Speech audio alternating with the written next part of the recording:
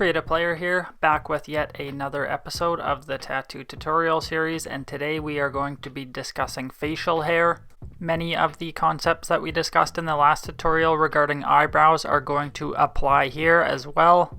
And just like the eyebrow options, the facial hair options in this game are very limited, so oftentimes we have to complete the beard and facial hair looks that we are going for with tattoos. So with that said, let's get into it. Now I'm not going to spend a lot of time demonstrating today, but rather we're just going to look at fighters that I've created and the different ways that I've applied facial hair to them.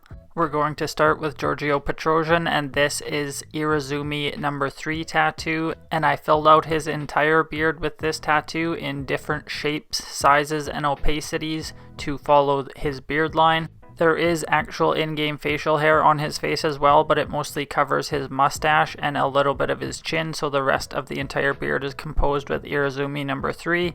And the reason I like using this tattoo so much is it works very well for darker beard colors, as the way that it looks, it gives a pretty good effect of looking like actual hair, especially from a distance.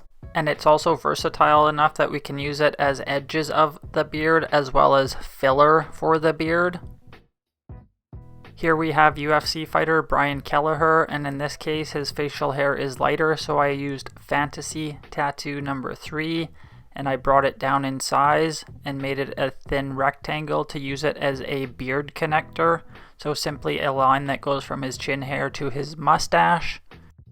Chris Lieben, another case where we had lighter facial hair, so I had to get a little bit more creative with this one.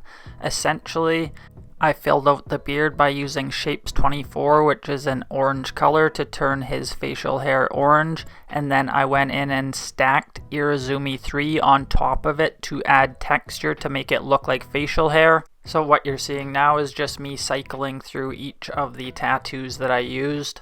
And you can see the orange is not full color, it's brought down in opacity to try and match it to the facial hair that's already on the face. And when we're looking at it in a zoomed in view like this, obviously it doesn't look perfect, but from a distance it looks decent. If I was to go back and do this one again, I might do it differently. We can take a quick look at what we might be able to do differently if we did it again. So here we have an in-game beard applied that is orange, and I'm just going to do the same thing I did with Lieben as before. I'm going to redefine the beard line with a orange shape and then stack Irizumi on top of it and bring down the opacity to add texture. But now we're going to add a third tattoo to try to make the beard line look, I guess, a little bit more natural.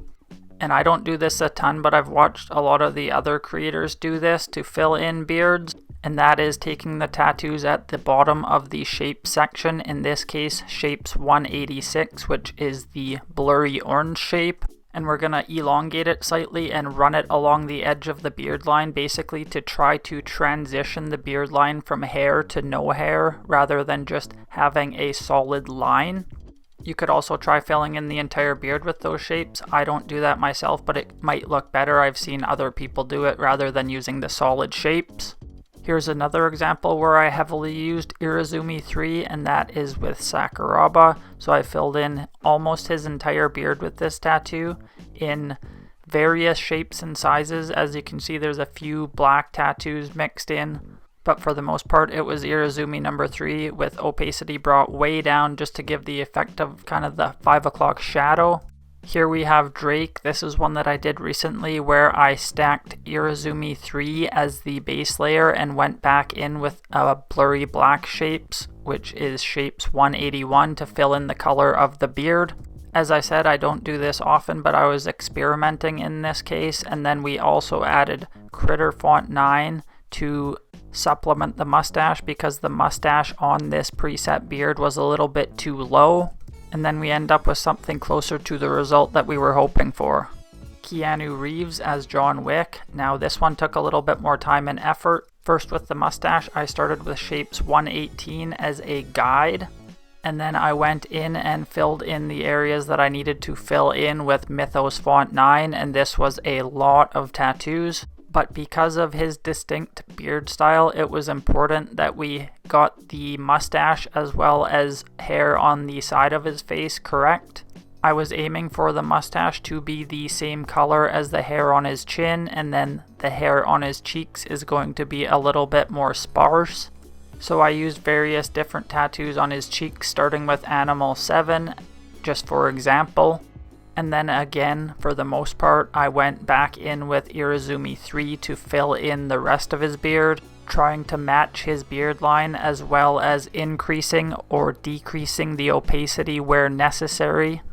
In the end, sometimes it's necessary to add all of this extra detail to get the result that you want. Another one with orange facial hair, in this case UFC fighter Jimmy Crute.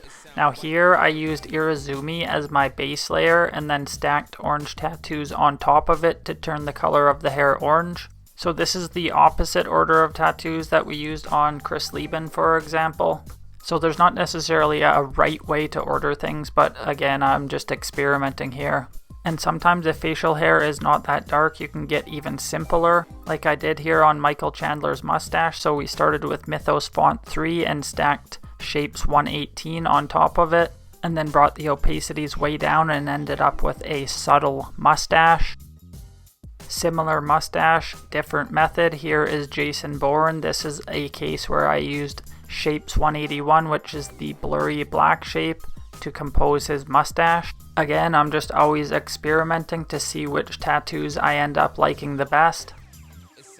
And sometimes if people have super dark facial hair, we can get away with even simpler tattoos. Now I got this idea from Pemby over at Pemby's 4K Gaming World. I saw him use this technique on Don Fry, where he took an in-game mustache and added to the ends of it with black shapes. And also all of these techniques that we've used for facial hair application we can use for sideburns as well as hairlines. Here's the sideburns I did on Fedor. It was a black shape layered with Irizumi 3.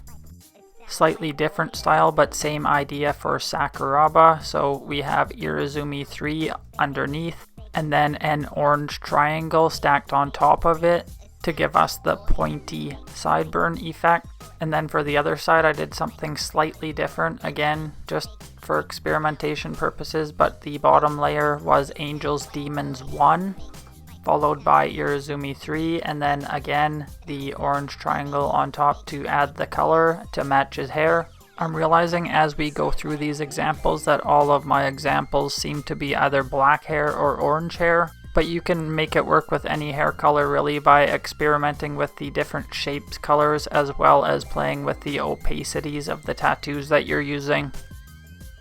And now we'll end it off with a couple of hairline examples. So here is Fedor again, and in this case I used Animals number 7 and placed it in such a way to redefine his hairline. Here's Peter Parker. In this case I used Animals number 8 to redefine his hairline, because the hair that I chose had a little bit too much of a receding hairline. So I started with Animals 8 in the place that I wanted it, and then I came back in on top of those two first tattoos with Shapes 181 to fade in the tattoo. Back to Jason Bourne again. So Matt Damon has this very distinct hairline, so in this case I used this eagle tattoo to redefine his hairline. It sort of juts out more sharply, and the feathers on the bottom of this eagle tattoo sort of serve to look like hair. And then just like the Spider-Man example, I came back in with Shapes 181 to fade the hair into the hairline. And as I said before, when we're looking at all of these in a very zoomed in view, they don't look great, but from a distance they look a lot better.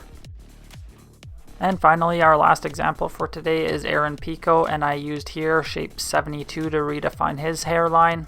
I just placed it where I wanted it, brought the opacity to a level that looked like it faded into the hair. And if you don't look too closely, it looks like it belongs perfectly.